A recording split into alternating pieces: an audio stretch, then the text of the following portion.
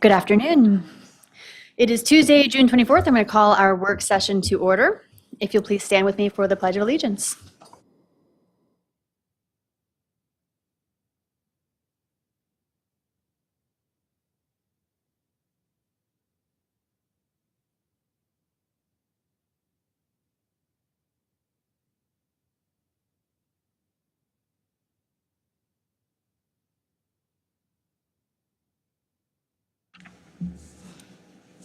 Thank you. Reagan, do you have comments for us as town manager? Certainly. A couple of things. First of all, on your agenda are 4 items, most of which are conversational in nature, although definitely seeking some direction relative to a couple of them. We may very well be asking for some action on the Arts Council lease, and we'll talk about that when we get to item C. The other item that I placed on your desk, you will recall that at this meeting last month, we talked about the possibility of moving forward with a request of the North Carolina Department of Transportation to have them accept into their roadway system for future maintenance both Pinehurst Avenue and Murray Hill Road between US 1 and 15501. Number of reasons for that. I think we all recognize that those carry far more than just local traffic. They do provide very strategic connections between those two highway systems, both of which have their challenges. And of course, there's some significant construction forthcoming on both of those right-of-ways over the next couple of years. So what you have before you, the DOT local office got back to me about the process under which we would start the process of having them consider adoption of those roadways into their system. And what that constitutes is a resolution essentially requesting that they do so consider those two right-of-ways. So what you have before you is some language that I have crafted toward that request. If you read through that and feel that you more or less agree with it, and there's some good reasoning there for the request, I will be requesting the potential of an adoption of that at the end of the meeting. If you want to wait 30 days and throw it on the July agenda because you want to wordsmith it or change some things, we can certainly do that also. This is really just to kick off the process of having them take a look at it. But because it did come in late on Friday, it obviously did not make the packet, but we were able to get it together and have it before you this afternoon. So that's one that we can return to right before the council roundtable if you so wish, if you'd like an opportunity to read that during break and think over it. But I did want to bring it to your attention and let you know that it is on the table for at least consideration of adoption so that we can get that sent off to the proper offices at DOT to begin the process. With that, I would ask just a moment's opportunity. You may recall also at a work session or two ago, we talked about library fees, and in particular, old overdue book and lost materials types of fees. And council at that time had asked that be referred to the Library Advisory Board, as that is in one of the reasons we have a group like that advising library policy. And I wanted to provide an opportunity for Assistant Manager Roth to update the council on the discussions of that board and some decisions being made around that, if I may. Good afternoon. Oh, sorry. No, it's okay. So we're going to do that now. The resolution plus that update are not on the agenda. It's fine to just add them in now? Yeah. All right, great. All right. Sorry, Jessica. The Library Advisory Board met a couple weeks ago, and one of the items that they discussed at their meeting was your request to review outstanding patron accounts around lost books, damaged materials, things like that. With the assistance of Attorney McCarley, he also reviewed the state laws in terms of what statutes of limitations there are regarding debts of that type. And he determined that 3 years was the maximum that you would keep something like that kind of on the books. So with that in mind, they have agreed that 3 years is the term that we will attempt to collect a debt like that. And so effective July 1st with the new fiscal year, they're going to go ahead and eliminate any debts at that point that are more than 3 years old. which will put any of those patrons that would apply to, if they need to apply for a new library card or reactivate it and get back in good standing, they'll be eligible to do that. They'll continue to keep the ones for 3 years and try to collect on those. Unfortunately, there's really not much that we can do. There are debt set-off programs that the state has, but that requires you to collect Social Security numbers and things like that. And we don't do that at the library and don't want to. So I just wanted to let you know we are going to be doing that. And Amanda Brown, our library director, she's worked with our finance team to understand, how that all happens kind of behind the scenes to comply with our financial procedures. So it will mirror the protocols that the finance department uses. So I just wanted to let you know. Okay, great. Thank you. Just to clarify, so July 1st is when we're going to update the books. Does that mean that everything June 30th, 2022 and back is erased? Yes. Okay. All right, perfect. Thank you so much. Sure. And will you extend our appreciation to Amanda as well? Do you have any questions? Okay. Anything else? Do you need action from us or? No action necessary on that. If No, we there's just no wanted to other update you. questions, we can move to park names because Jessica's going to be leading that discussion too. That's great. So I also have Greg Thompson with me, so he's here to answer any questions or provide additional input. But this conversation started about a year ago around park names, and we agreed at that time around some names with Whitehall. At that point, we let you know that we were going to be installing new branded and newly constructed park names, which you hopefully have started to see those around town. They're now at Downtown Park and Reservoir Park, and we've ordered many more since then.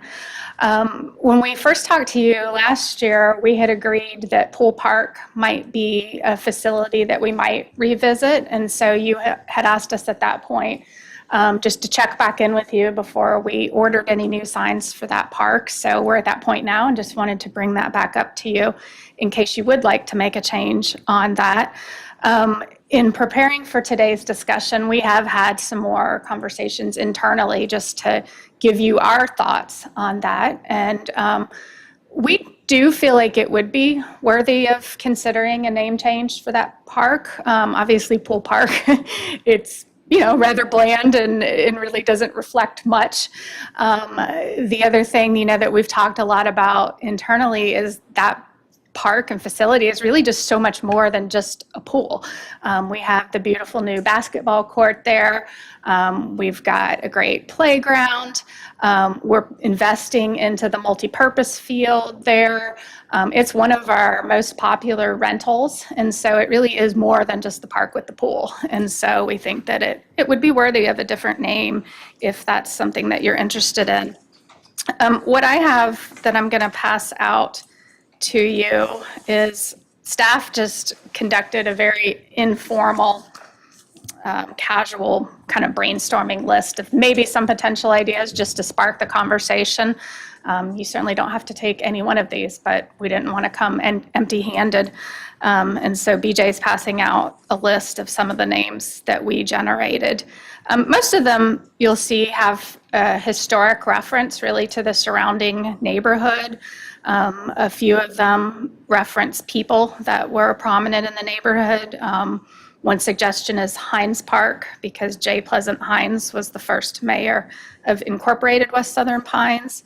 Broadway Park is in memory of Amos Broadway. He was also a resident who owned a pool hall and theater, and we felt like he was kind of one of the first to encourage play and recreation in that neighborhood, so it would be kind of fitting to look at him as well.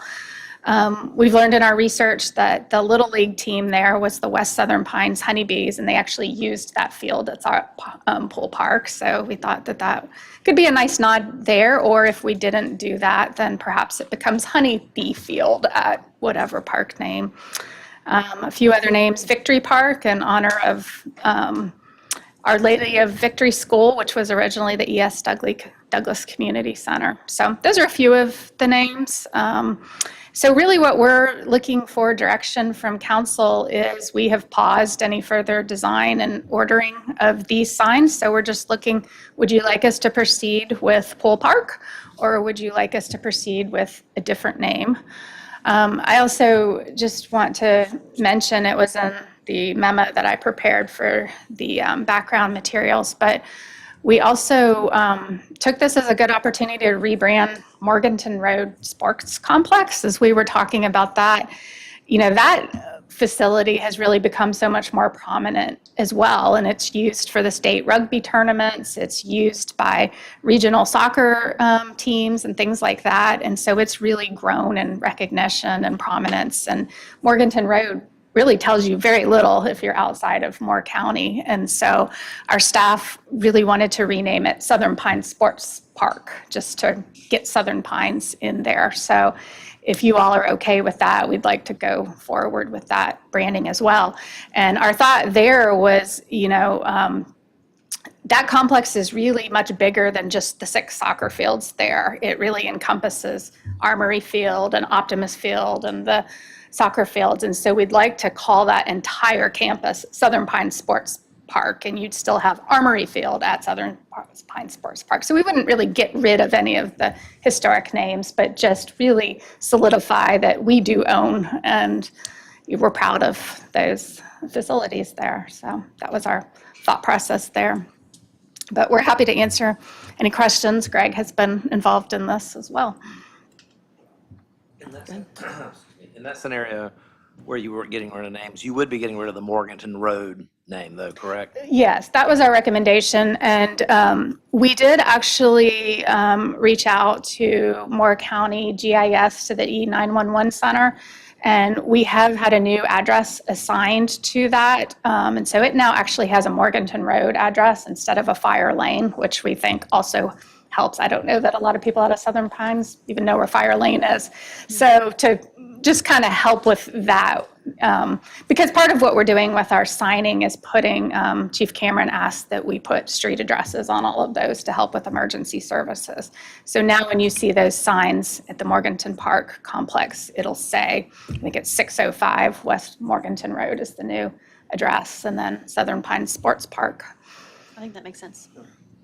I want to thank the town staff for doing this. I remember a very brief conversation I had with our town manager some years ago, I guess now, regarding the pool park. And he's so kind, you know. He just said, well, everybody knows in West Southern Pines that area was called Clay Hole because there wasn't a pool there. And it was a place where they would have bands come and perform, and it was just the hot spot in West Southern Pines. But these names, you took time to really do a lot of thought process in recommending these names, and I commend you on the work. I commend you on just being conscientious and caring about that particular community. All of the names are fantastic. If I were to pick one, I would probably pick Hines Park. I was really astounded when Mr. Oliver Hines was running for mayor, and I realized that his great or whatever grandfather had actually been the mayor of West Southern Pines some time back. So I was like, wow, that's historical. And I think in that name, it encompasses everything of the history and the people and the culture of that community. So that's my pick, but I'm definitely listening to the rest of the council on their advice on that. Do you have a second or a third choice, just so that we can sort of, if not, it's okay, we'll just go Yeah, with first. wow. I don't know much about Amos Broadway. I have heard of him. My late husband used to come down to Southern Pines in the summertime and spend time with his grandmother. So that's how I learned of a couple of different things. Rosenwald Park and Broadway Park would be second and third choices, I guess, for me.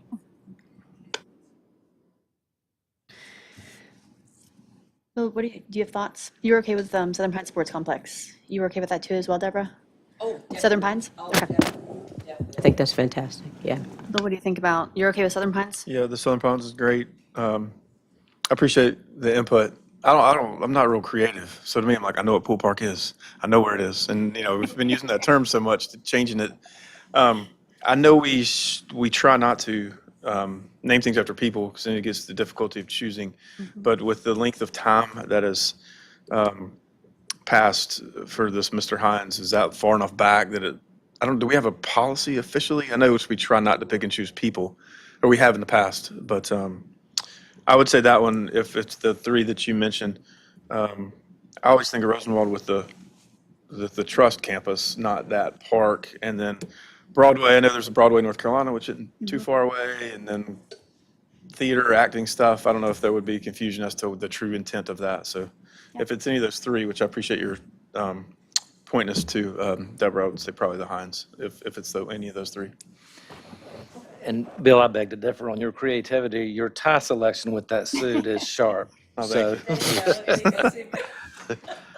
and the only other question I was going to have relative to Hines Park is it worth his whole name? Yeah, J. Pleasant Hines Park.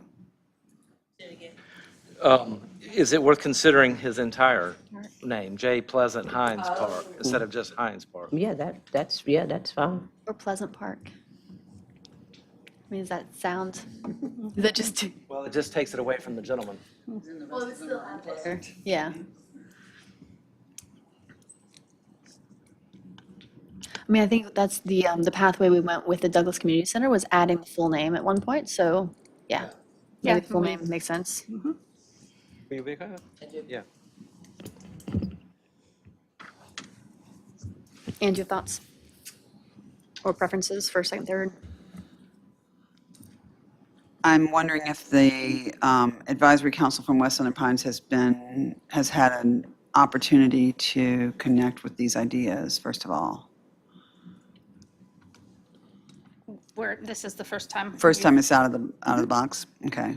We didn't know what direction council might want to take, if any, on renaming. Would the process then be that we had made a decision today and there would not be a consultation with constituents, or would there be a consultation with constituents after we had stated our preference?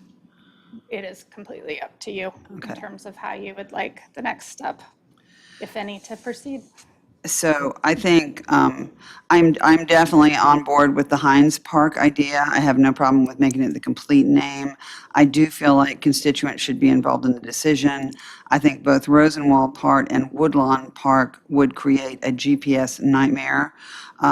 Those are important pieces of West Southern Pines, but I think Victory Park goes back to something that we've tried to leave in the past. So Our Lady of Victory was the name that was eliminated in the interest of making it E.S. Douglas Community Center. So I would be opposed to Victory, which it sounds like everybody else is too.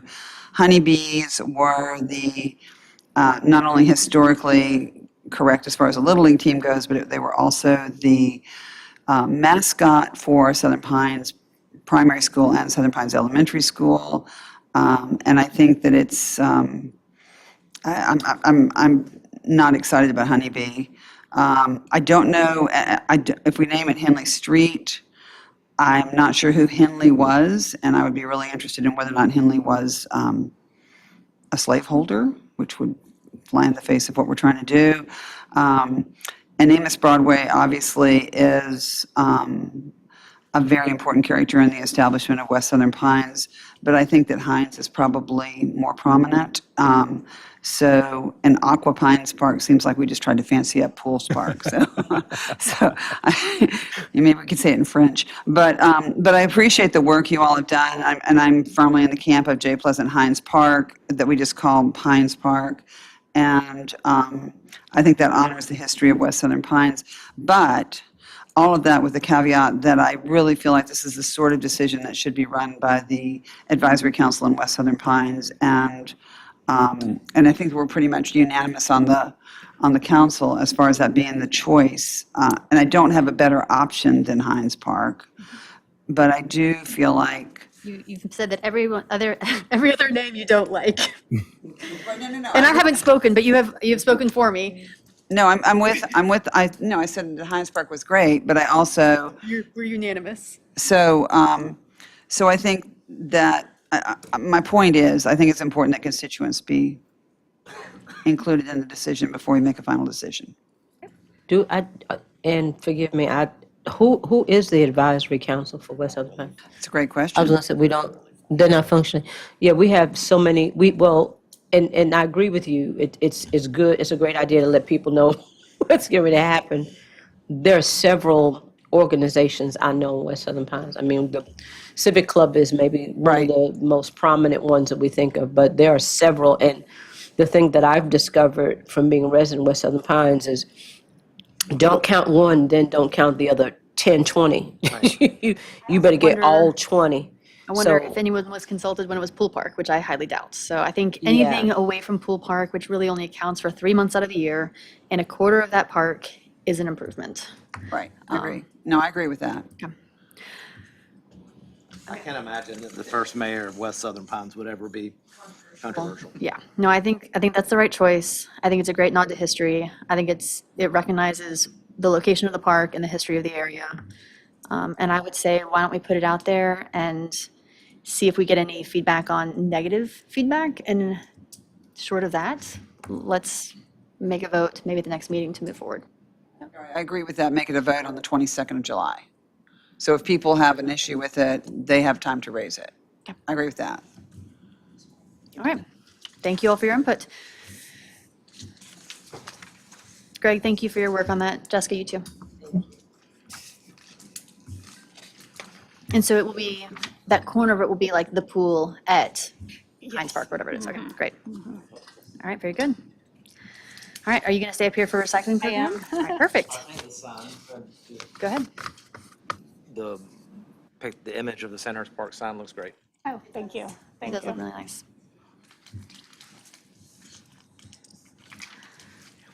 More to the point, I like how the trees extend beyond the white space versus having the board incorporate the Yes. trees. Thank you. Thank you.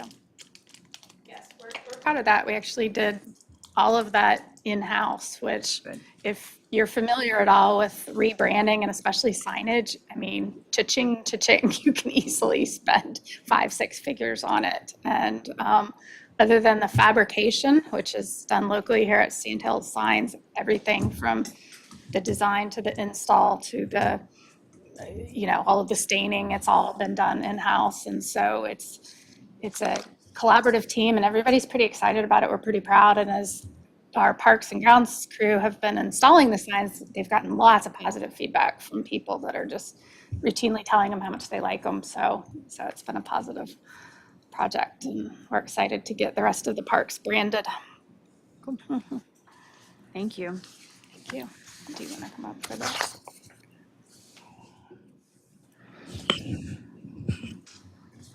Are you ready for the recycling program review? Okay. So at the May council meeting, Councilman Goodman had asked if we could provide just kind of a financial overview of where we stood almost halfway through our first year of the recycling subscription. So that's what we have here. So I put into your packet just a 3-page kind of quick summary. Again, we started this program on January the 1st. As of this morning, we have 2,141 individual customers who are subscribed to the recycling services. Each of these customers gets recycling picked up every other week in a 95-gallon cart. We charge $10 a month for all the residential subscribers. The commercial subscribers are also $10 a month, and they have the ability to add on a second cart for an additional $10. So if they do 2 carts a month, it's $20 for commercial. Residential also does have the ability to add a second cart, but we don't currently add on a surcharge for that. So theirs is just a flat $10 a month, whether they do 1 or 2 carts. Can I ask you a question on that point right there? So if someone has 2 carts, does that count as 2 customers? It does, which this was new information to us. And based on our original interpretation of the contract, Meridian had spelled out that commercial customers, they were going to charge us, individually per cart. And then they said there was no added charge for residential. So we took that to mean whether it was 1 or 2, it was the same charge. What they have done is treated those as 2 individual subscribers in the tier. And so it's not necessarily that they're charging us twice, but they're taking up 2 spots in the tier. And because they charge us different tier amounts, we're not at the point, we only have 88 residential customers who have a second cart. So it's not as if they're adding on pricing. But if we ever get to the point where perhaps that 88 sent us into a new tier, or if we're running out of spots in our tier, we may want to consider revisiting that. I guess in some cases it could help too. It could. It could. Sorry to interrupt. No, you're fine. Because, no, that was literally new information that we just learned a couple weeks ago ourselves. So yeah, as of today, we are now in the second highest billing tier that Meridian has, which covers between 1,951 up to 2,600 customers. So as I mentioned, we have a total of 2,141. So we're very solidly in that tier. It'll be probably a while. I don't even anticipate that it would be this calendar year, and maybe not even next calendar year, that we'd get into that next tier. So what that means is that they're currently billing us $19,006 every month.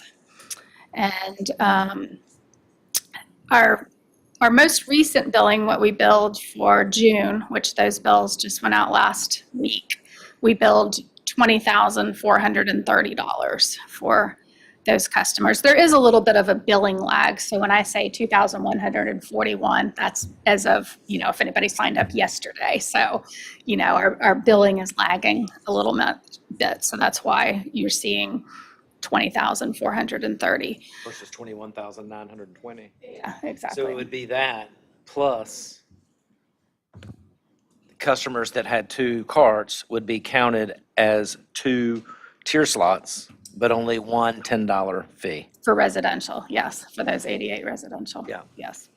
Yes, exactly. So give me that range again of the highest tier is 1,901. So we're in the 4th highest tier, which started at 1,951 slots. Yeah. And it goes up to 2,600. And we're at 2,141. We've been for the past few months, now that we've kind of leveled off, we just kind of wrote off January and February because, starting on January 1st, they weren't routine months. But we've kind of settled into around 2% natural growth each year. We've actually been a little higher than that for June. So We're about 83 people away from the midpoint of that range. 1951 to 2,600. We're 83. 83 cans. Yeah. Yeah. 83 cans from that midpoint. Yeah. So the closer to 2,600 though, the lower. yes. So yeah, and to that point, I tried to kind of calculate, where might we be, at the end of the year if we continue to grow at that rate. And what I estimate is we'll probably bill around just under $245,000 to our subscribers, if that's about the rate that we grow. I estimate that, and we're pretty solid on our Meridian billing because it's a flat rate per tier. I don't think we're going to hit that final tier this year. There is a 4% CPI increase that goes into effect in October. But with that increase, my estimation is they'll bill us $225,601 for this first calendar year. And so based on those projections, I think we'll be to the good with their bill by just under 20,000, probably between 15 and 20,000. We'll continue to monitor that because it's still really early to see if that kind of 2% So that growth current each billing month is rates, accurate. it's paying for itself, and except for out-of-pocket when we provide the bins, the operation is Correct. breaking It's even. paying for Meridian. And I listed on the final page of the memo, kind of some of our kind of out-of-pocket expenses that we have. So it's not paying for all of that, but I don't know that that was our goal either when we set that rate. So Where did we put the billing to pay for the bins? Was that in the enterprise fund or was that in operating? we don't have an enterprise fund For trash, we don't? for recycling Oh, okay. or solid All right. waste. So it just all came out of- The money for the new carts is in the Public Works line item, and we budgeted $50,000 for FY '25 to '26 for new carts. That does also cover garbage carts. We just essentially order one batch, and then if you've noticed, there's different color lids, and so, but the cart itself is the same, and then they just put the appropriate colored lid on. And, but we do have to order in a certain volume. So that was Corey's estimate. So Do we segregate in this example on page 7, do we segregate that revenue away from general government, or, I mean, is it? it's all in general fund. Yeah, it's allocated. I mean, it's shown as part of the revenue in the Public Works Department when we tell you that different departments generate revenues. It's If you return shown in back to that. your schedule of revenues in the budget, there, you'll see it on there as public works fees. It's a pretty big number because it includes also your garbage fees for the month. Right. I don't believe at this point, the recycling has been separated from the monthly fee. So it is all, the recycling amount is lumped into also your garbage fee that's on the monthly.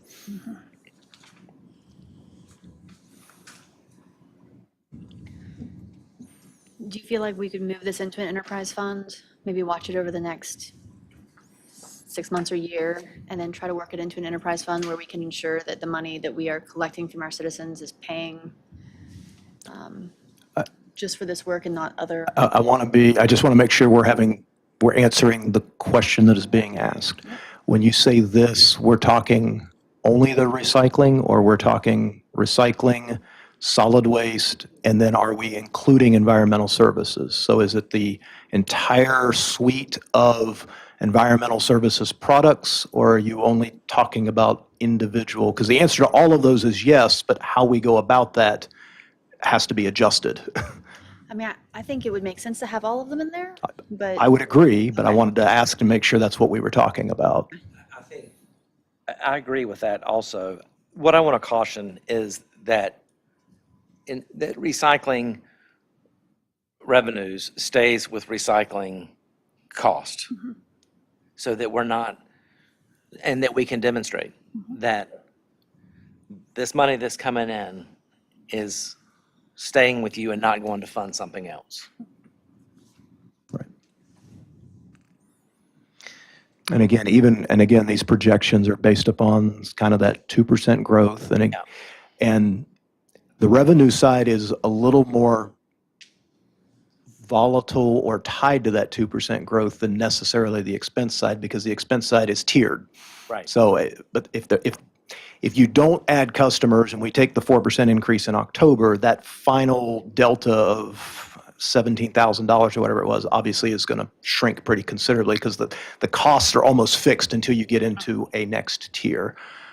So that little bit of extra amount there, whether you write it off to the indirect expenses of the call taking and the different things that occur, or not, again, in any given year, as you said, we're approaching the middle of a tier, and where council set the rate intentionally was a little bit high to cover the potential for subsidization. If we were lower in that tier for an extended period of time in a year, that plus 17 could very quickly become minus 17, as just an example. So there's always going to be a little bit of play in there, because your revenues are tracking per account, your expenses in large part are tracking per tier. Yep. But yes, to answer your question, we can continue to keep a, kind of much more much closer look at, what are the actual expenses now that we're kind of entering into a routine kind of operating, norm. We can track, the carts that we're purchasing, the time that environmental services is spending on, delivering those carts, picking them up. We do have a fair number of people who opt out, so that's part of, they have to go back out and pick up those carts and things like that. But we can track those, and, now that it's a new fiscal year, we'll just start on July 1st and continue to track all of that data and get it to you. I would certainly want to have, Town Manager Parsons mention some of the bigger philosophical decisions that would need to be made on the enterprise. We'd certainly want to talk to Tess about that and, understand exactly that before we moved into that. But we'll absolutely track the data for you. The biggest decisions to be made around that will be your indirect expenses and amortization. Once you include the environmental services as kind of amortization and depreciation on the large vehicles that are involved with that. So Do that anyway. we do it all. I'm saying if you turn it into an enterprise fund, how you want to treat that relative to funding it within the enterprise fund. Right. I will have recommendations as to how you should, but it does impact what that rate looks like when you start to tie it into an enterprise fund. So, Go ahead. sorry. So looking back, I'm looking back at the fees for recycling subscription from last year's budget retreat a year ago. And if we get to the median point of the 1951 to 2600, it's $835 per customer. So we're 83 away from 835. So we should be able to. Until October 1st, yeah.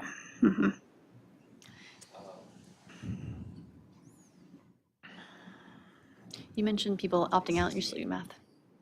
Sorry? You're still doing the math, sorry. I didn't mean to interrupt you. It goes to 868 with the 4%. We should maybe we should get more double cards. Actually, we're adding 50 a month. I don't think, on average, right? So far, I mean, yeah. it's trending down, Right. right? But Well, it looks like we lost 50. So I just wanted to clarify really? the number, the 2192, and then today you just said 2141. So depending on where we get those numbers from, so the 2141 is from finance, and that's the number of people that they have signed up. Then Corey's also keeping a track based on the billing and the tiers. So the numbers are slightly different, and that's why you see a lag based on what finance is actually billing versus what Corey is showing in his numbers for actual customers that we're picking up. So So Corey's number is 2192. yes, it is. Great. Good thing. I appreciate this just to see, because when we did the analysis, we just weren't sure what the demand No, we had would no be. clue. So clearly this shows that Tiller Ponds has a great demand for it. People are signing up for it, which is fantastic. So Yes, thanks for showing that part of it as well. sure. You're welcome. Do you all have any other questions for ATM Roth? No, thank you. You're welcome. My question is, it looked like Mike Cameron maybe wanted to say something at some point. No, you good? Okay. Okay, thanks. It's as if I can read his mind.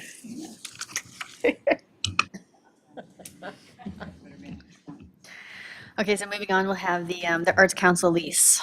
So just as a lead into this, all of you received in your packet a draft lease as of last Friday. And what Attorney McCarley has tried to do here is take all of the conversation and commentary from the last work session we had on this topic and wrap it into the language of this document. What Attorney McCarley is handing out to you is the Arts Council had their attorney, Mr. Lader, take a look at the draft you received on Friday. He provided a couple of red line comments back, nothing earth-shattering. But Mac had an opportunity today to take a look at those and kind of retort back a couple of things. So what you have in front of you is essentially what we would ask for consideration of this afternoon. And Mac, Attorney McCarley, certainly available to discuss any of the specifics in there, how certain things got integrated. Procedurally, the way this works, and the reason you'll see a couple of dates in there that at first look you might say these don't match up, is in reviewing the general statutes and looking at both the town and the proposed lease or the Arts Council, the procedural process forward would be for council to essentially adopt or approve a lease, which the town clerk, Ms. Robertson, will then notice to the public. So we'll run the pilot ad. And then under state law, it would not get final signature and approval until 10 days after that public notice. So should you take a vote this afternoon, it will begin a process whereby Beth will know to go and run the ad. 10 days will pass, and then final signatures will be completed. The other item that is being finalized, and I'm sure that Attorney McCarley will address this briefly, is there is reference in there to a maintenance agreement that essentially gets worked out between my office, well, ultimately for signature purposes, my office, but that's going to involve some staff, and then also Mr. Dunn, the executive director of the Arts Council. And the reason for doing that as a separate document rather than embedding it into this lease is that they are in the process of bringing back portions of that garden area surrounding the Arts Council to its historical origins. So anything we would agree to today relative to the maintenance that we anticipate our tenant to do could very well change in 6 months with certain plantings or certain changes, or in 9 months again with some. So it's the kind of thing that rather than having to reopen an entire 25-year lease and talk to the town council about a certain plant that needs certain help or a tree that needs particular trimming, it allows our Parks and Grounds staff to work with the Arts Council and their consultants in agreeing on a proper maintenance thereof, and we can handle that and make amendments to it on an as-need and rolling basis without complicating things too much. So with that, I'll turn it over to either the mayor or Attorney McCarley and let conversation continue. Would you mind going through, I can see it must be slightly different because the lines don't line up perfectly. Can you just Yes. go through a red line Yes, verbal version of what's changed from Friday to now? that's exactly why I'm sitting here, Mayor. Perfect, thank you. First, let me add to what the town manager said, and that is, we have charter authority for private sales or leases in almost every other community in North Carolina. Doing it this way, negotiating purely between the town and the Arts Council wouldn't work. We'd have to use some other process, like a negotiated offer advertisement for upset bid. But we have charter authority to let us do a private sale or lease, which is a real benefit in this situation. Now, on to the changes. They are relatively few. On page 1, at the very bottom of section 1, the last sentence says that in the event the lessor's Parks and Recreation Department permanently vacates the second floor of the Campbell House, the second floor shall be added to the premises for the purpose of this lease. So we would be agreeing now that if Parks and Rec moves out, that the Arts Council gets the rest of the building. The next thing you'll see is in section 3, and we have filled in that the lease commences on July 1st, 2025, Okay. next week. The next change, There's no first on this, right? Is there? Does it say first? Oh, first day. All right. Sorry, my apologies. Go ahead. the last two changes are on the very last page, and it's the addition of sections 21 and 22. 21 is simply their request for a statement that they get quiet enjoyment, perfectly reasonable in a commercial lease. 22 is to put in a notice provision for convenience. I had forgotten to do that. I was working off the previous lease, which didn't have a notice provision, so we've added that. Those are the changes from the version that I'm sure all of you memorized over the weekend from version 3. I don't understand 21. What is the continuation of an event by default cause thereby peacefully and quietly hold and enjoy it? What does all that mean? The phrase quiet enjoyment means that we're not going to throw them out. Oh, okay. It doesn't mean quiet from noise. It means quiet from disturbing their title and possession. Okay. Ancient language for a modern lease. It's the only question I had is, in the event the second floor does become vacant, does the $500 repair aspect still, you think, enough to cover things that could go wrong on a whole nother floor of the building? A mixed professional and personal opinion, that $500 doesn't cover enough as it is. Well, we're in a building with an aging HVAC system. And if that goes, or more properly, when that goes, $500 is not going to cover it. Yeah. So I don't think it's, yeah. I have just one question. Are we done? It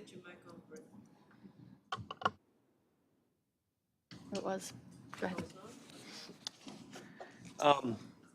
Would it be reasonable to state in this lease the purposes of the Art Council? Like, it's leased to the Art Council for whatever the Art Council's mission is. Not necessary. The deed restriction on this property says that it has to be used for a public purpose. And arts and museums are listed in the general statutes as public purposes for us. Right. So it all matches up. There's no requirement to do it. Okay. But if they cease to do those things, I, so if they turn it into offices or something, I will also offer, if you take a look at, and in my copy in the packet, I don't think it changed with what just got handed out to you, but take a look at section 13. It talks about it being used exclusively for office, gallery, reception, studio, small educational classes, events, and meeting purposes. I didn't know if you had something more additional in mind with that, but I No, that's what I meant. I gave you a legal mentions answer the to a simple opportunity or question. I potential for a apologize. singular bedroom to be utilized down the road if some changes get made and such, so. But I think that's what, the type of thing you were talking about Be an there. awesome place to do anything with for $1 a year. So I'm just saying, as long as they're functioning in their mission and it's contained. Any other questions? So I appreciate having the lease, and I appreciate the work that you did, and you obviously incorporated in what we had asked to have incorporated in. And I further appreciate the urgency and know that the Arts Council is needing this in place to be able to continue fundraising and the work that they're doing. My only concern, and this is just a wrinkle in my brain, in the past, we talked about the original deed addressing the Boy Scouts. Did the Boy Scouts just... does that ring a bell with anybody? And use of the land? Yeah, okay. So there is still an office there, I believe, dedicated to that doesn't really get used. I Okay. don't think they're going to be shunned away if they show up. But they're on the second, yeah, it's a small space on the second floor, just down the hall from where Parks and Rec is at now, so. So this lease would keep that in place? This lease doesn't cover that. That's not, right, Outside the lease. okay, So we're not responsible for providing them a space, but you can put it in there. If we were to get the second floor, we would be happy to allow them to keep that office. right. But the problem with putting it in there is it holds this up again for you with the lease. Well, in it regards doesn't to- have to. We Okay. can put that in the side letter between the manager. And we could also do and the that, yeah, executive because I believe Mr. Dunn has a benefactor and maybe even part of the original family that they were the reason that office was in there in the first Right. place, and they're still around to kind of hold us to that in the event that there's a desire to utilize an office there, which really has not been occurring for a number of years now. Okay. If we can somehow adjust that so that you're covered, but also understanding and addressing the urgency of the situation. I understand that too, but there you go. Oh, thank you. That's my only issue. This is exciting. It's just wording on the 22, it should be the Arts Council of Moore County, not the Moore County Arts Council. That's actually. I'll fix it. I'll fix it for the execution copy. So when we if when we approve this lease, we need to approve it with just that change, and then you're going to deal with the Boy Scouts outside the lease. Okay, good. This is exciting. Yeah, thanks. Do we need to vote to put it out for 10 days? Would you like a vote from us? If you wish for it to be noticed and the 10 days to begin, and yes, we would need a vote to approve the lease as presented and in its amended form. Okay, thank you. Is there a motion? I'll move to approve the Arts Council lease as amended at this meeting today and presented to us by Attorney McCarley. Second. All those in favor, vote by saying aye. Aye. Any opposed? Motion carries. Thank you. Thank you. All right, so we now have our planning department update, which I assume is Director Grieve.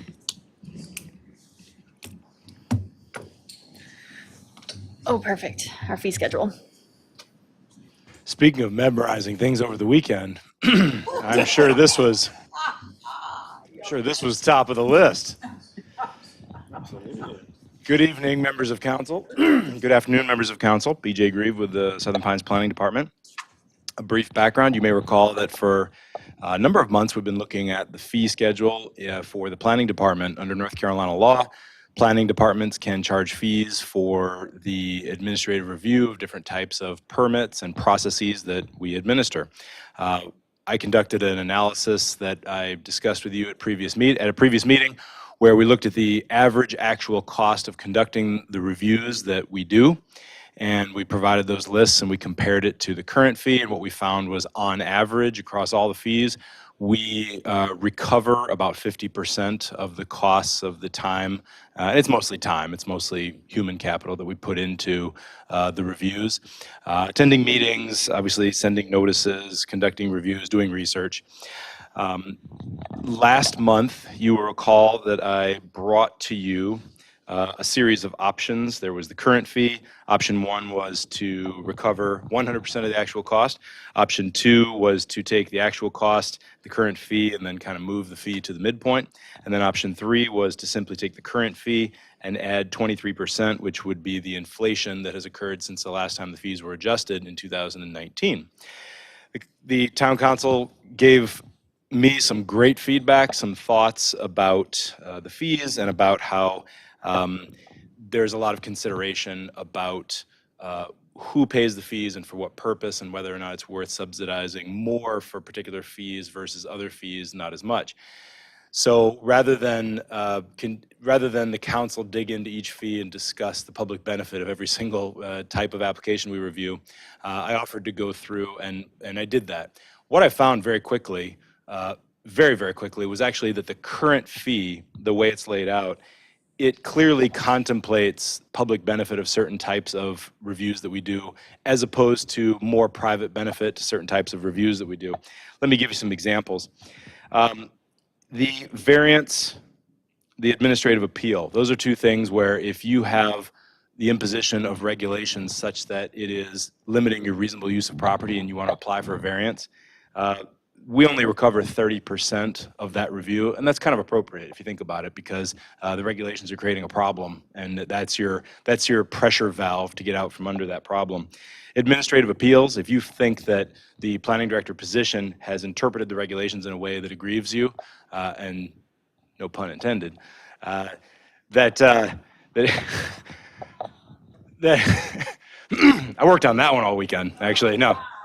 So Delivery was perfect. that was my homework all weekend, was coming up a way to, yeah. But if you have to appeal the interpretation of the planning director position, it does make sense that you feel there's just not, you're not being treated fairly, so it makes sense that that process would, we would only be recovering 42% of the cost. Another one is a certificate of appropriateness for a major work. That's in the historic district. Historically, we've wanted to encourage landowners and developers within the historic district to obviously comply with our historic district. We don't want to. We want those fees to be affordable. There's a public purpose there. And finally, both level 1 and level 2 zoning permits, which was a term that I applied in the revised fee schedule. Those are things like fence permits and sign permits. We're only recovering about 23% to 33% of those permits. And that makes sense because we want to encourage people to get a sign permit and comply with the regulations to get a fence permit. Now, on the flip side of that, I want to point out that things like preliminary development plans within a planned development, So now you're talking about Target and BJ's and large apartment complexes. We are actually recovering, our current cost recovery is 85% of that fee. Commercial site plan review is by definition a big commercial development. We are recovering 80% of that cost under the current fee schedule. Zoning map amendments are typically for purposes of some type of development. We are recovering 81%. And finally, for conditional zoning districts, those obviously precede some type of development. We're recovering 79%. So you will recall I had some conversations with members of council individually to kind of get some enhancement, some clarification on the different feelings. And I got a lot of different boxes to try to check. And I think I have achieved that with what is attached to the memo for today's meeting. And let me go through that very briefly. First of all, we just stuck with the current fee schedule, the way it's laid out. We got rid of combining zoning permits into level 1 and level 2 permits. It works for purposes of looking at average actual cost, but it really doesn't work as well for purposes of splitting things out to have a better approach at public policy. So number one, the first thing we did is you'll notice that we eliminated fees for different products and processes that we no longer offer. So we just don't do maps. We don't do printed copies of the zoning regulations, subdivision regulations. We're more than happy to email them or guide people to the website, and they can go to the printers and have them printed. And it's not very often that happens anyways. So we just don't provide that. Along those lines, so some of the things were just deleted, copies of the subdivision and land use regulations. There's a Board of Adjustment for interpretation of a zoning map. That's not something Board of Adjustment does. I'm not sure why it's on there. It's in the UDO that the planning director position interprets the zoning map, and then it can be appealed. We got rid of conditional use permit, updated to call it special use permit, just some housekeeping things. That was number one. Number two was to go ahead and adjust the fees by 23% to account for the cumulative increases in CPI, also referred to as inflation, from 2019 to 2024. This does not include from 2024 to 2025, which just wasn't included in there. So if anything, it's a conservative increase based on 5 out of 6 years of inflation data. Number three, we checked another box. There was a discussion at the town council level I thought it was a very, very good discussion, and I really appreciate it, which is in the comp plan, we call for increased use of conditional zoning. With a number of goals and policies. We call for the increased attention and focus on great design. So we're going to accommodate growth, but we're going to keep Southern Pinesy by focusing on great design. And you've heard us hammer on that ever since the comp plan was adopted. So there was discussion about whether or not conditional zoning shouldn't somehow be reduced in order to further, reduce the fee, but that fee alone may not encourage people to come up with a conditional zoning district, but it definitely, it doesn't hurt. And it sends a strong message that the town council supports the use of conditional zoning as a mechanism to get great design and future development. So I did actually create in there a discounted administrative fee for conditional zoning, whereby the administrative fee is reduced by 50%. And no, those are for projects that are located within a character district zoning overlay. So that's a further way to encourage the use of conditional zoning in areas where we've identified in advance a certain character, as well as the regulatory mechanisms to preserve that character and enhance that character in the form of future development. That's number three. And then number four is to add a fee for processing a subdivision performance guarantee. That was the one thing that in the old fee schedule, the previous version of the draft amended fee schedule, so the new old, there was a subdivision performance guarantee fee. And the reason is that in 2020, the North Carolina legislature changed the statute about the use of subdivision performance guarantees. They used to be called subdivision improvement agreements. And now they are subdivision performance guarantees, and it specifically states they can be used for all different types of development. It doesn't have to be subdivision. So it's very confusing because somebody finishing a special use permit project can use a subdivision performance guarantee to bond for remaining infrastructure. But what it did do is it made them more common for us to do them. It about doubled the number that we do every year. It's from 2020 on. We recover no fee for processing those, and they're fairly labor intensive to get the original agreement, to get the engineer's estimate coordinated, to get the bond, and then to track the actual bond over time and work on the release of the bond. So what I proposed was to recover a portion of the cost of doing those. The cost of doing those is about the same as the final plat.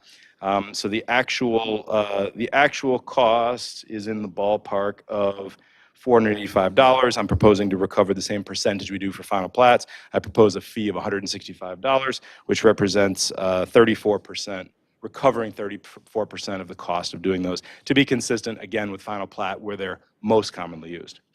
And that is where we come in on the current draft revised fee schedule. I hope it checks as many boxes as possible. For convenience, all fees are rounded to the nearest $10, and no action is requested this evening. If the town council is okay with this, what I'll do is I'll move forward with a process to meet state statute regarding opportunity for public comment whenever subdivision fees are being modified.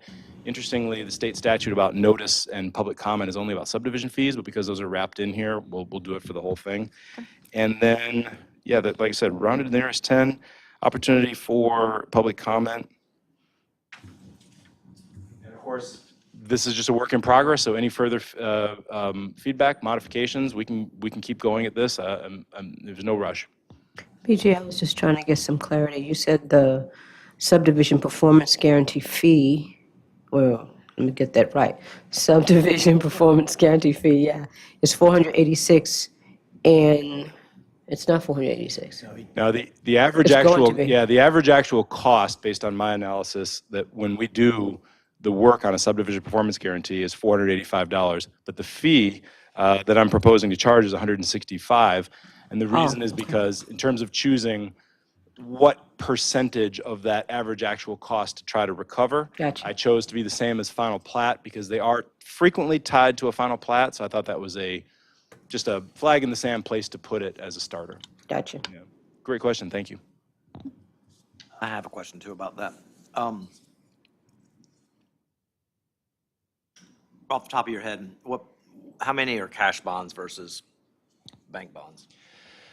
25% are cash bonds, 75% are bank bonds. We do about a half dozen a year, and 1 or 2 are cash. The rest are usually, and that has changed over time. In the last few years, they've more frequently become bonding companies. The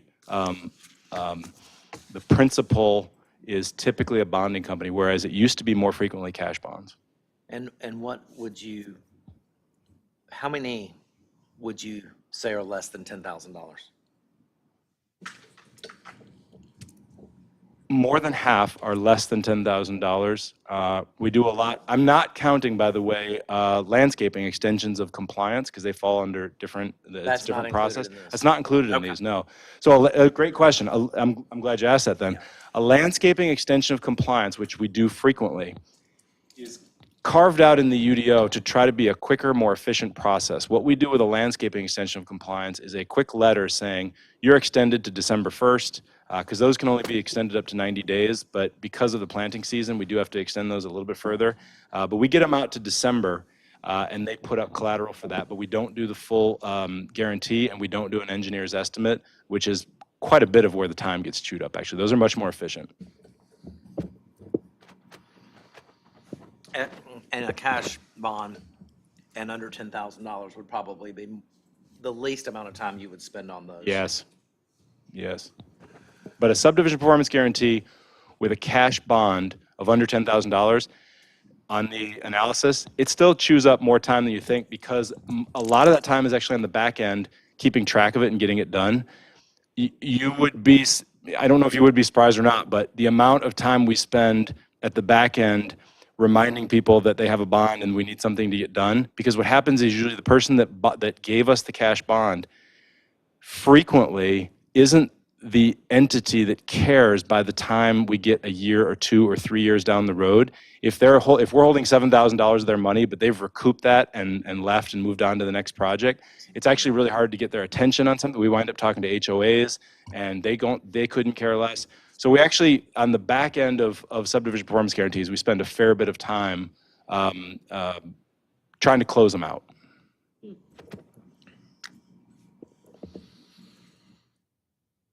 Thank you for your efforts here. This looks good to me. I know we don't need action, but I would be comfortable if this moves forward to getting to action. One question, since we're rounding to 10, do we want to make that subdivision 170? That was what I was going to bring up. Subdivision performance guarantee? Yeah, thank you. Along the lines of the plat and the percentage, and it came out to that, and it's the only one that didn't get to a 10. Woo, would have thrown off everybody with that $5. I tell you what. No, I appreciate that. Thank you very much. I didn't even notice it, but yeah. Oh, so go ahead. No, you go ahead. I also thank you, and may I just say that I think it would have been grievous if we had gone through this every line. Just want to put that out there. Thank you. You do want action on this. And I did not work on that all If, weekend. basically, the only action per se is just that if the attachment A in its modified version looks good to you, a non-red line version to start working through the process and allow for public comment, I'll just move forward with that. Yes. Yeah. Director Grieve, thank you so much for your hard work going through this. I know it took you a lot of time, and it took a lot of it off of our plates.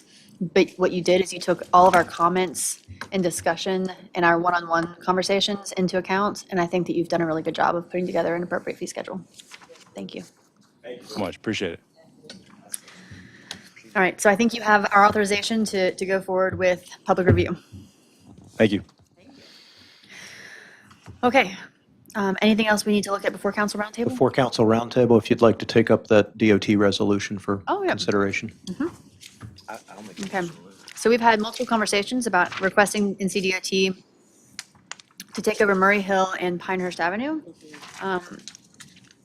Manager Parsons gave us a formal resolution requesting such. If you guys have any questions or would like to make a motion, Is the third whereas paragraph supposed to be vehicular and pedestrian accidents?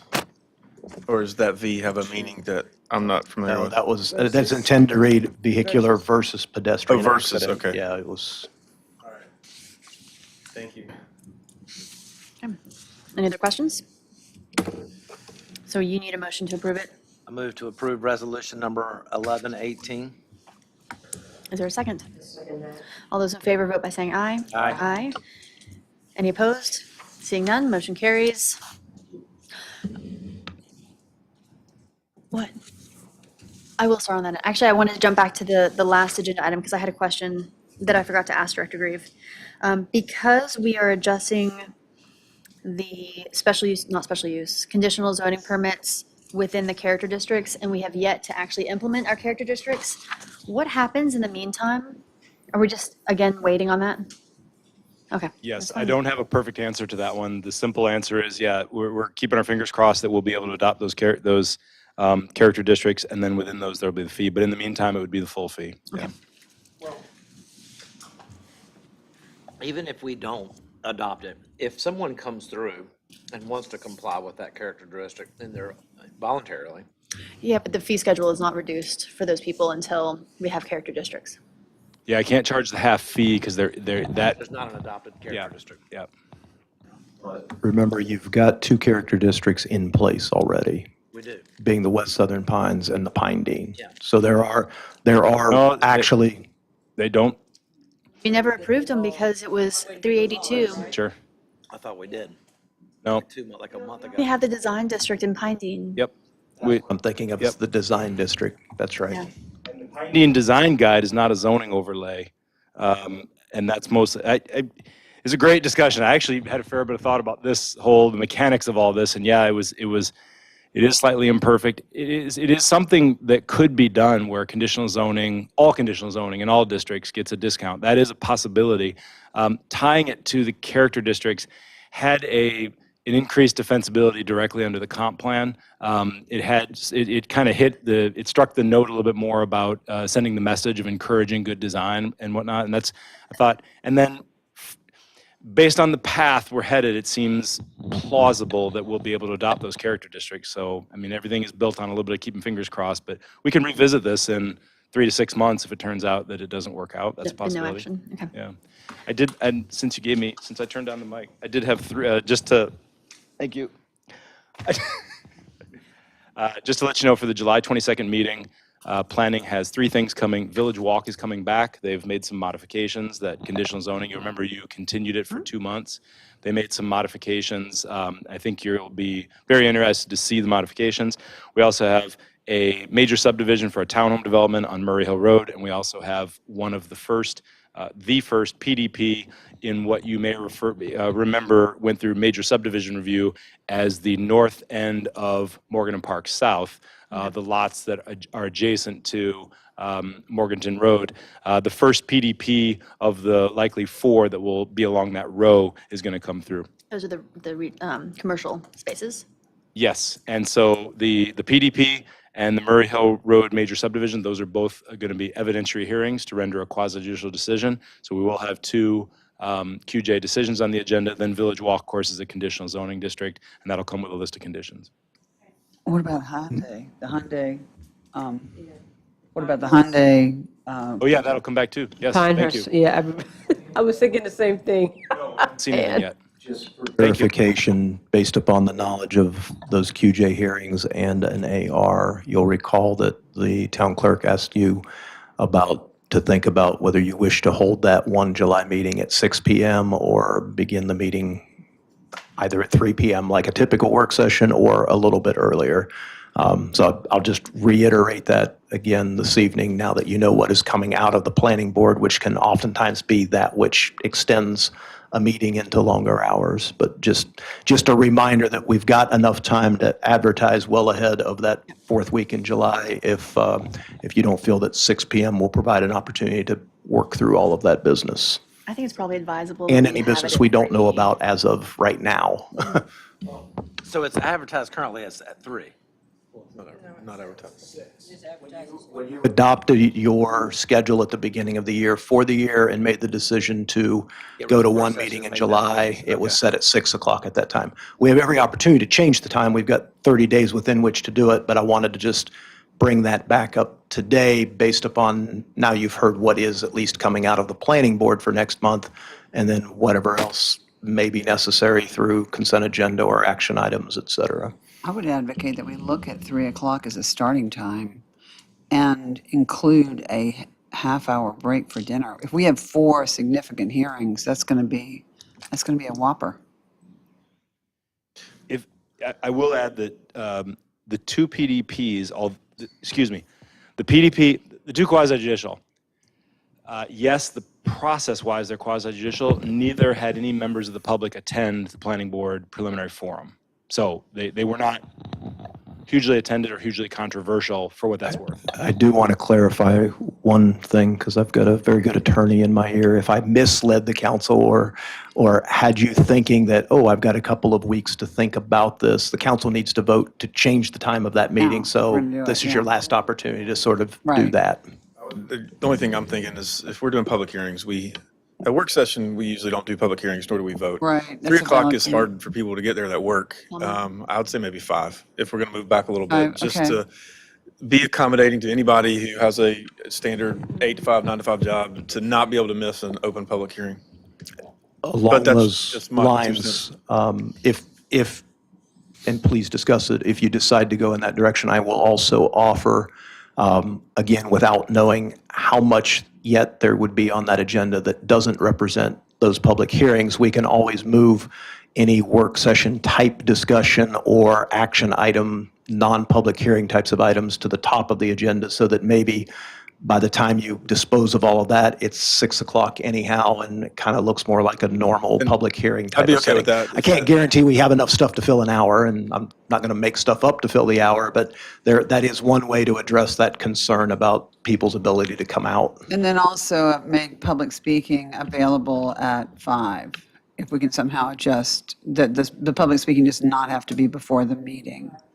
Public comment, which addresses, hopefully, Mr. Pate's concern, which is Well, legitimate. You would be able to speak at the individual items. You would. But you're just talking about general public comment, Right. which is at the end anyway, right? No. Actually, No, it says at the beginning. It's at the beginning, but again, that's the sort of thing you could offer at the beginning. And if you so choose, again, because you adopt the agenda as you start the meeting, you could add a section at the end if you felt that people weren't there and are going to show up later or something. And that can also be adjusted or dealt with. So my first thought was that it would make sense to start earlier. We've already advertised it at 6. It is a regular meeting. I feel like maybe starting at 6, being that these are not going to be potentially very long issues, I would say stick with 6 o'clock. That way people who do finish work at 5 can get there by 6. Participate in public speaking, participate in the public hearings. We've got late days in the summer, so I'm not worried about the sun setting as soon as we start the meeting. And then it doesn't confuse anyone as to thinking that it's a work session and we're not having public comment or not having public hearings and voting. Because I think if we advertise at 3, it could be confusing. If we advertise at 6, there's a chance that people just completely miss it. Not miss it, but yeah. You mean at 5? Sorry, that's what I meant, 5. Yeah, 5, I feel like just confuses people. I feel like the extra hour, what we're gonna end up with is, yeah, we get there an hour early and then we don't have enough to do for that hour. I'd rather just get started at 6 and get through this efficiently, if that's possible. Director Green, do you think we can get through the planning department items quickly? Yes, I do. Okay. All right, are you all okay with 6 o'clock? But consensus rules. You have a preference? No, like Ann in this one, I kind of Prefer 5? listened to Bill's idea about the 5. I thought 5 was good too, but yeah, I'm good with 6, whatever you, yeah. Consensus of the council. I don't have an opinion. That is, could you repeat that? Only, and this is not an argument not to, I think 6 o'clock is fine. And I know Director Grieve talked about very few people in the public being out, but I will remind you with QJ, depending upon who the representatives are for those applications, sometimes even the most straightforward, no commentary takes a little bit of time because if they're dotting their I's and crossing their T's, there's just a process that has to be worked through. So that's only as a reminder because I don't know the attorneys involved with these particular applications. But Let's do 5 o'clock and just hope that people get there for public comment. We'll include public comment again at the end if we need to. Does that work? So 5, you said? 5. I'm okay with that. 22nd. you're changing to 5, please make a motion and vote as such so we can then. That we change the start time of the meeting on July 22nd to 5 o'clock PM on that date. I second that. All those in favor, vote by saying aye. Aye. Any opposed? Motion carries. All right, thank you. All right, so nothing else, we can move on to council roundtable. Reverend Gray. I was gonna say Dr. Gray, I'm jumping to it. God, no. Hopefully, prayerfully, God my help, I will be doctor in May of 2026. Nothing but good things to say about our town. So many things. I brag about the town of Southern Pines often. I saw something in, I think it was in Jessica's presentation toward the end of one of those pages. It said, the Southern Pines Way is a high standard. We recognize this, are not afraid of it, and expect it from everyone who chooses Southern Pines. Nothing could be more true. I'm not one that likes to sugarcoat things that are not true. If they're not true, they're not true. But I'm very proud of this town. I'm proud of the town staff. In being treasurer, I have had the opportunity to see what types of things we do for our employees, and I am proud. I think if I wasn't pastoring and doing a dozen other things, I'd probably be trying to look for a job here in Southern Pines because I think it's cool. I think it's a great place to work for. Our town planner, in taking the time to have individual conversations with us, was just so much extra that he didn't have to do. And taking time to really listen to us and hear us out is just fantastic. Like I said, conversation I had with town manager years ago, and then to see these possible names for the pool park really touched my heart. So yeah, nothing but good things to say. Had a birthday, and I didn't tell everybody, Bill, but Samantha Taylor and Brandon knew, and wished me happy birthday, 63rd. To God be the glory. And just, yeah. That's it. Just good things to say about the town. I'll go next. Bill. Happy birthday. Missed it. I didn't. No, one thing I like is that all of us kind of have a unique perspective in what we interact with in town. One thing I am with my kids' stuff, so kudos to, he left, Greg, I was going to tell him I was here.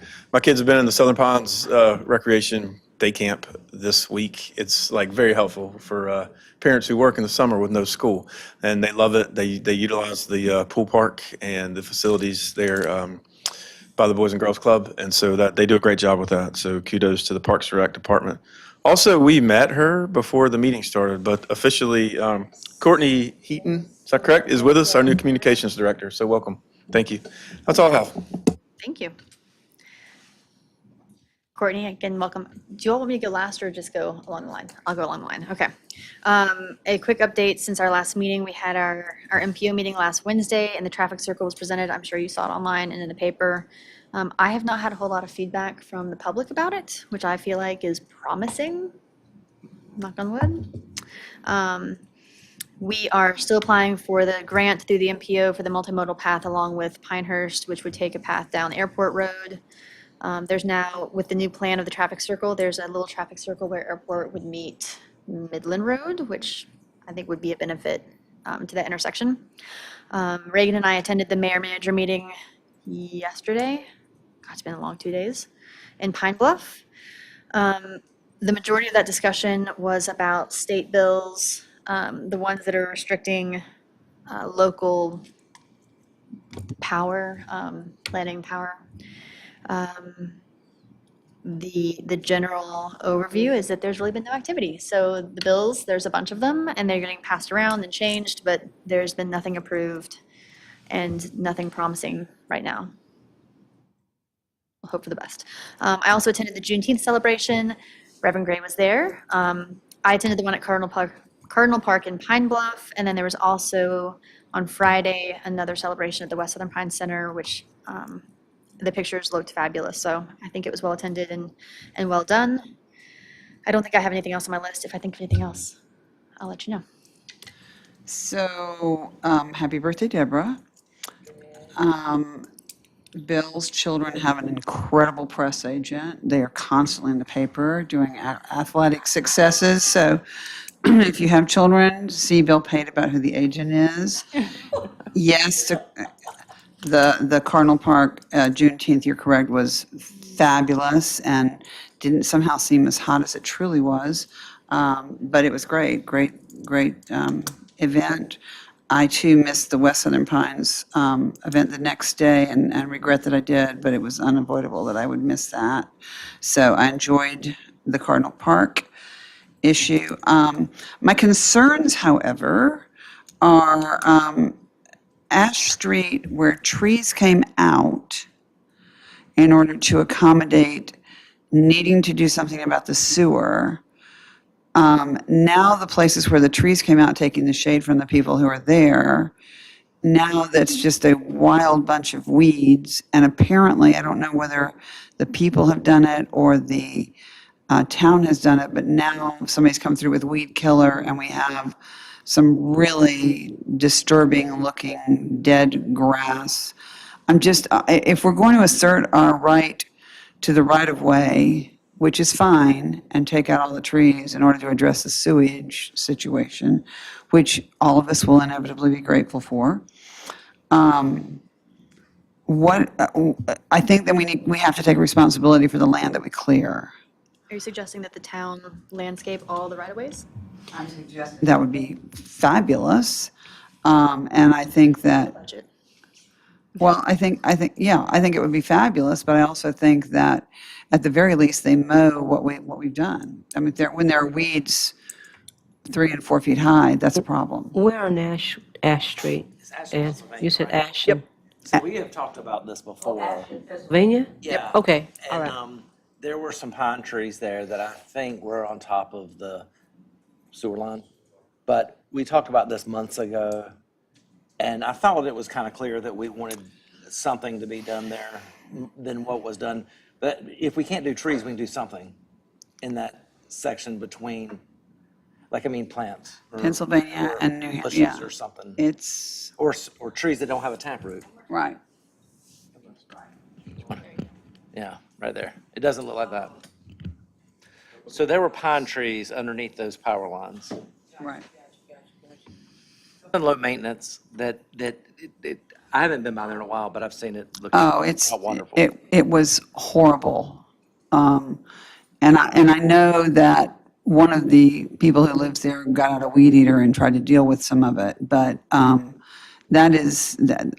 me, that is just a blemish on our otherwise Well, not all the trees were well-kept taken town. out. They weren't taken out towards the other end, so I guess maybe the sewer line goes somewhere else down there, but I'm not sure, but I do know that that's been a horrible sight. So, Maintains right-of-ways in front of property. downtown. We have probably got some reclamation to do there, and I know in part they were waiting on the project itself, which is all over this area, to be completed, to go back in and do some of that.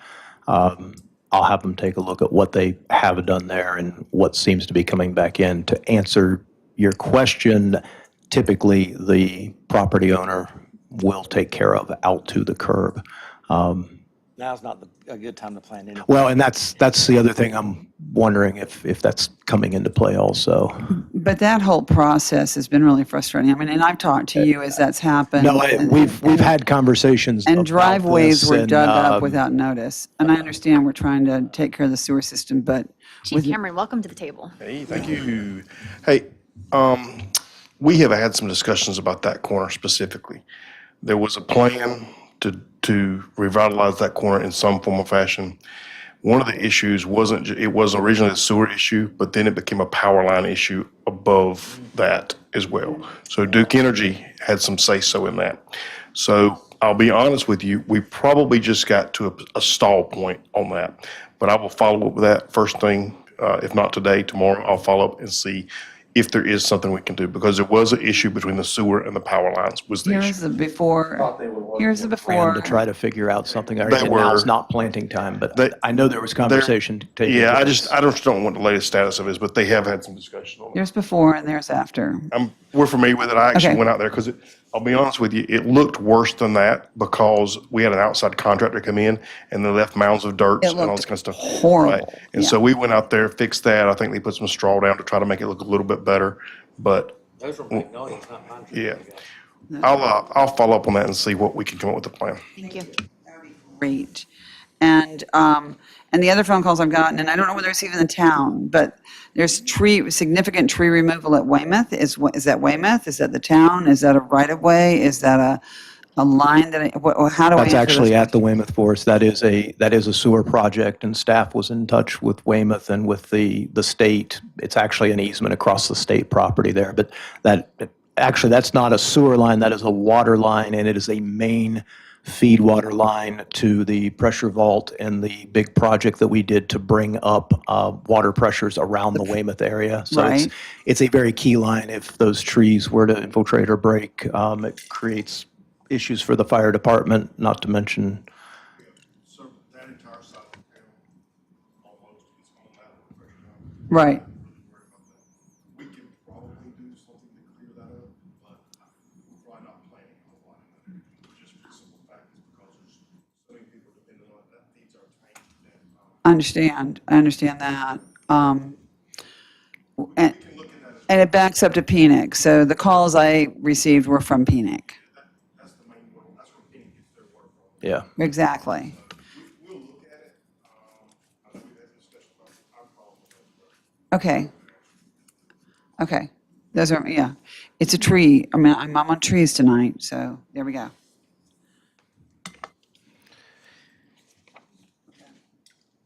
I think we've solved the problem at Illinois and Broad Street. Everybody's yielding now. I mean, everyone with I don't know if y'all have seen that the yield sign's been moved further out into the road. I'm joking that everyone's probably following that, but we'll wait and see to see if that has an effect. I think it could have a positive effect on, just to orient everyone where he is. That yield sign to the right there is moved, been further out into the paint hatch marks. so that when you're coming up this way, there's usually a van parked right there that you can't really see that sign, and there's a tree. So now it's further out in the road, at least for the motorists to be able to see on their side of the car. So I appreciate the staff getting that done. That's all I have. That's great. All right, unless there's any other comments or discussion, I need a motion to adjourn. Adjourn? Second. All those in favor? Aye. Any opposed? Motion carries. Meeting's adjourned. We will see you all at 5 PM, July 22nd. Have a wonderful 4th of July. Keep yourself cool. Oh, a quick note. Was there anything that ever got put out about pool being open? Yeah, I think so. Okay, so a quick announcement for the council members. I don't know that we're still alive.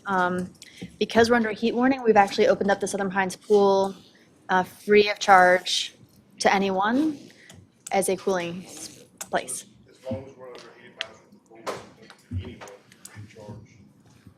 We also pushed out that you need a place to go cool down, obviously the library in their hours. We're also doing some other things that will be announced maybe later today, if not tomorrow, where we're gonna be going out into some neighborhoods where we know there's kids, that kind of stuff. And maybe some hydrants, doing some things where it's cool off. Okay. And then we've also reminded everyone that for the elderly, Douglas Community Center is available for them to come in and school. Great. Social media, it'll be out on social media and press releases? It already is. Okay, great. Okay. We didn't acknowledge the armies.